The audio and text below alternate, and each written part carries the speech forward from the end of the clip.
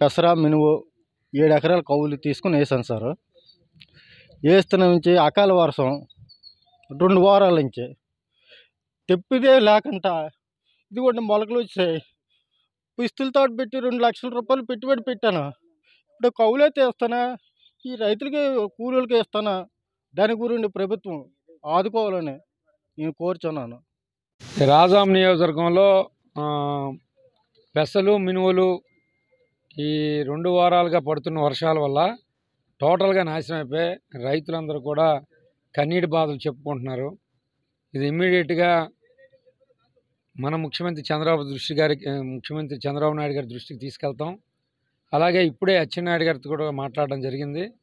దీని మీద ఇమ్మీడియట్గా రైతులకి ఏ విధంగా సహాయం చేయాలనే ఆలోచనలో ఉన్నామని కూడా మరి అచ్చెన్నాయుడు గారు చెప్పడం జరిగింది.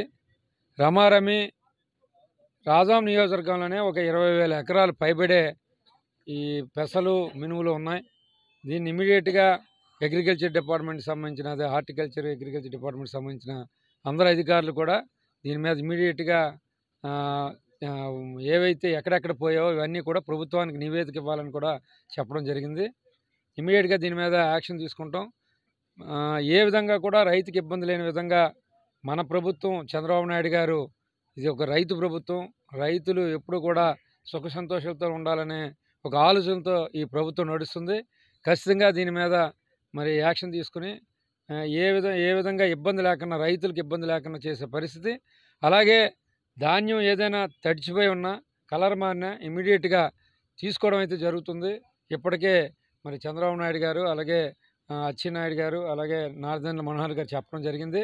దీని మీద కూడా ఇమ్మీడియట్గా యాక్షన్ తీసుకుంటాం. ఒకవేళ ఎక్కడైనా ధాన్యం ఇబ్బంది పడకుండా చూసుకునే పరిస్థితి కూడా ప్రభుత్వం ఉందని కూడా ఈ సందర్భంగా తెలియజేస్తాం.